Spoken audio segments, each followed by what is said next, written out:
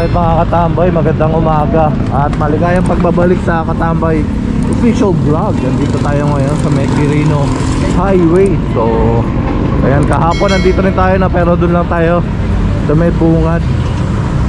Pero ngayon ito mukhang didiretsuhin natin itong kabuuan ng Quirino Highway.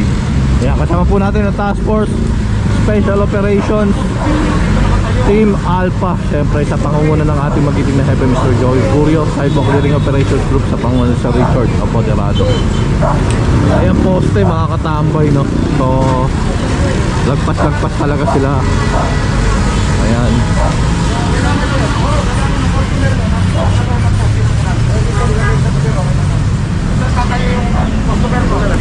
Huwag mo pa tatayo ito. Bawal ba? Bawal. Makukumpit. Oo, tama. Mapipigilan mo bang ito ngayon? Oo, ito ba? Bigyan-atas na lang. Yun ang solusyon dyan. Ayan. So, matulungan pa. Pero, yun. Mag-ready naman si Sir sa explanation sa Richard. Wala akong pisa. Clearing operation ko talaga.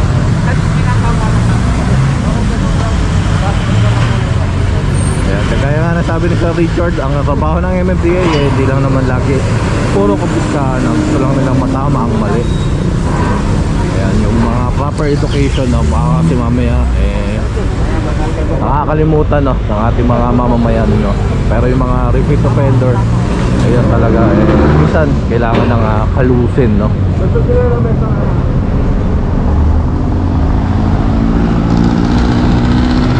Ayan, okay ha.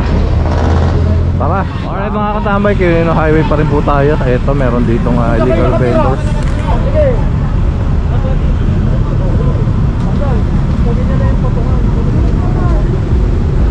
Ayun, doon lang pala nakatira si nanay, no? Sa may gate, doon daw siya nakatira. Bakit hindi na lang siya doon magtinda sa may compound nila, no? Sa may gate. Ayan, ayan natin.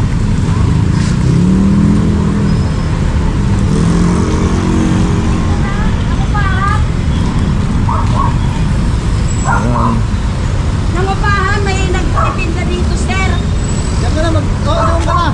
Kami na dito.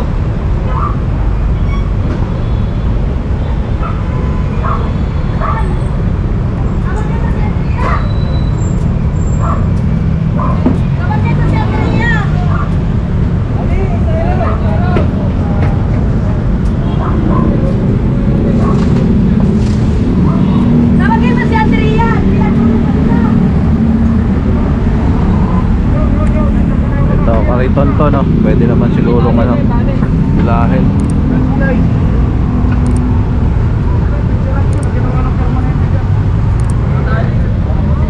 Ayun nga, parang ginawa ng permanente itong ano na to. Kariton lang nag-umpisa. Oo, nagsisimula yan sa Kariton eh. Opo. Ang kasunod yan, may pader na, may kubol na. Ayan. Kasunod yan, higaan na. May formal settler na yan. Ayan. Ito, nagsisimula nga rin si nanay sa Kariton, no? Yung una siguro movable pa to. Tapos ayan, itinali na rito. Kaya para laging permanente na siya, no? Hindi niya na tinatanggal yan. Tapos ayun nga, baka eventually pagdating ng panahon maging kubol na. Ayan, tingnan nyo yung Kariton, hindi na yata functional. O sira-sira na.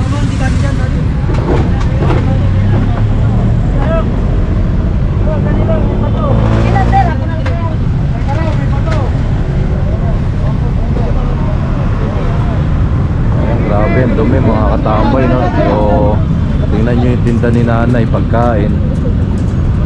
Ayan, pero tingnan nyo naman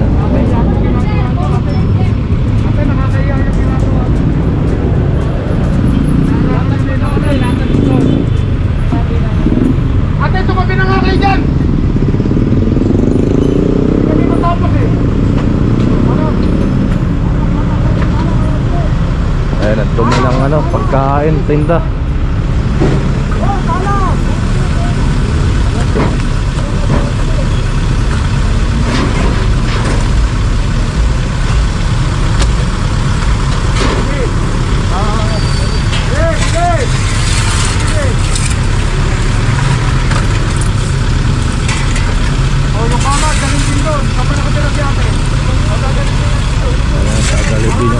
doon mga katambay, no? Para alam niya yung ginawa niyang mali.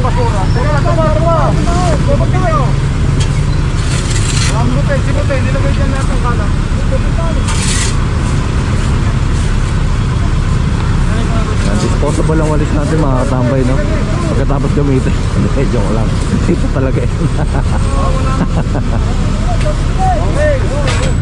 Ayan, doon dadali niya sa may ano. Sinarado pa yung gate. Sinarado na. Kala nyo ha.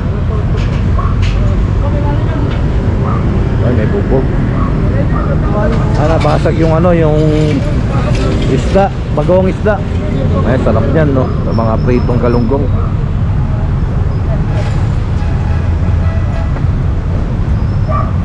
Ayan, magagalit ngayon yung mga kapitbahay ni ate sa kanya. Tara. Ayan, dyan na lang kayo magpinta. Ayan. Lalo silang dadaanan. Ayan, sisihin nila yung ano, yung pare.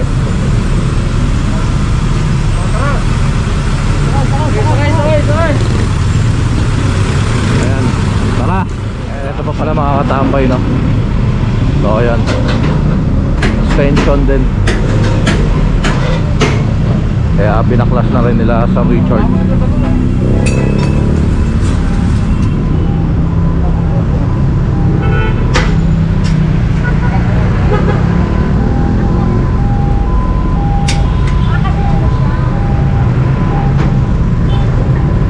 Ayan po.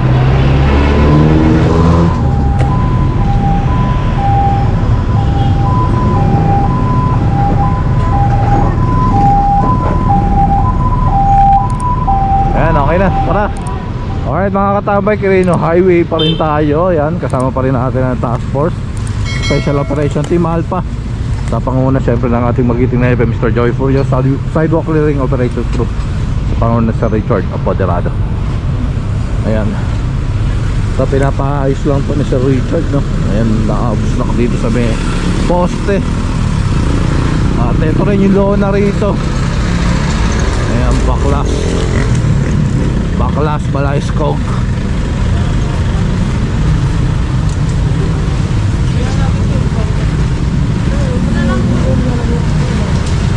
Ayan, ano kasi po, no? Wala na, dito na, hanggang dito yan yung lona. Hindi lang natin nakuha na, no? Pero hanggang dito yung lona na yan. Ayun naman doon yung mga sasakyan dito sa Metal Year. Yan, tinitikitan na rin po ng ating task force. Ayan, Talyer kasi to, no? I mean, bili yan ng mga auto parts, pero yan, dito na rin ginagawa itong mga sasakyan. Eh, bawal kasi bangketa, no?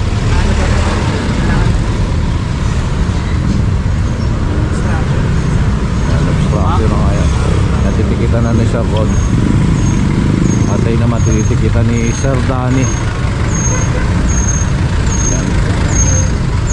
Tara, larga.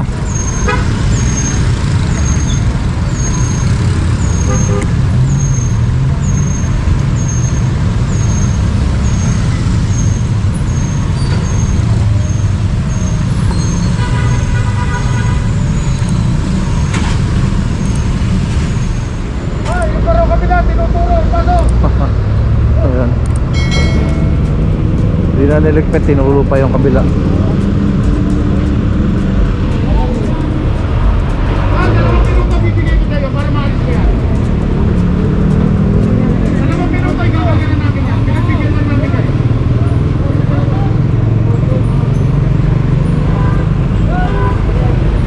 Parang mas malaki yung merinda doon sa kabila, no?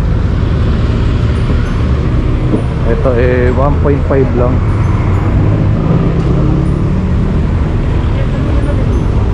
Ah, 1.25 lang.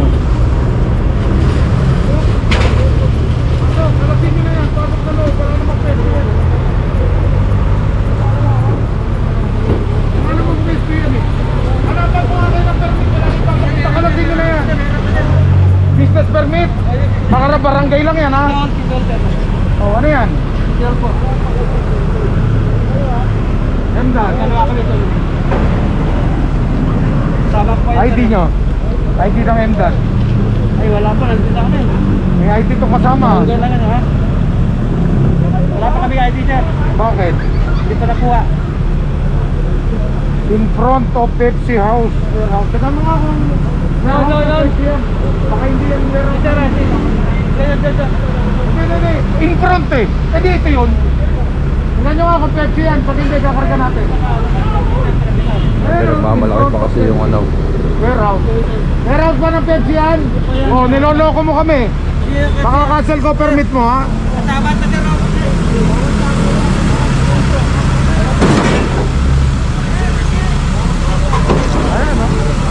Vending site in front of Pepsi Warehouse. Eh hindi naman to Pepsi Warehouse eh. Sa kabila eh. Tanggalin nyo na yan. Pero doon pwede Kukumpiskahin ko yun yan. sila, sir. Tanggalin nyo na yan. Di ba sir, ano rin puro, bangketa? Kahit yung Opo, bakit? Sinanatid ng MDOT. Sinanatid ng MDOT eh. Wala eh. Walang specification pero in front. Contracted. Pwede yung honor yan. Pwede i-honor natin to kasi grinanted na city to. Opo. Kaso nga lang, yung pwesto Ang nila MDOT tatay. kasi minsan is a form of livelihood project nila, provided titignan din natin kung nakaka-construct. Tulad dito, Opo. hindi nasakop ng ano to, ng permit ang layo na. Oo, hindi. Hindi consider this focus na. Subject for cancellation of permit na to. Kasi nga, Hindi ang sila inoccupy sumunod. nila, mali. Ayan. Di ba? Hindi sila nag-comply doon sa Opo. totoong permit. So ito, baka-cancel natin ito. Baka-cancel ko to permit nyo ha. Ayan. Kung doon sila sa harap ng Pepsi, ayan yung honor naman, no? Yung ano nila, yung permit kasi nga nandun, no, sa may nilagay nilang address. Ayun, meron doon isa nagtitinda doon sa tapat, no, ng Pepsi. Ito kasi mga katambay Pepsi warehouse po yan, no. Kaya yung mga ano rito, karamihan nagtitinda ng mga soft drinks. Ayan. Sa harapan nila, no. Ayan, di ko alam kung mura o pareho lang din no, ng presyo sa mga pure gold itong tinda nila. Kasi ang ano 1.25 lang na. So usually yung ano, ewan ko, bahala na kayo na mag-ano mag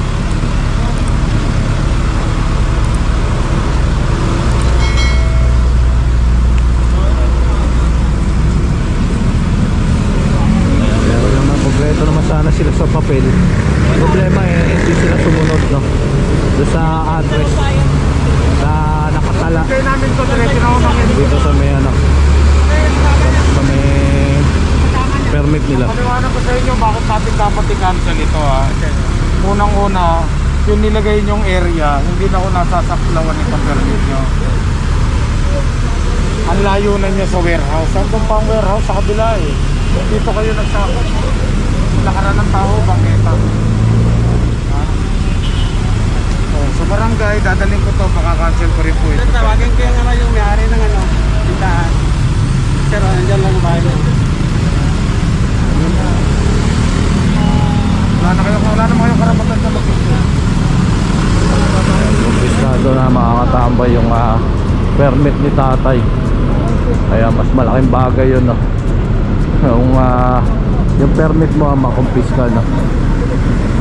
So yan, magbabalik po ang Katambay official vlog.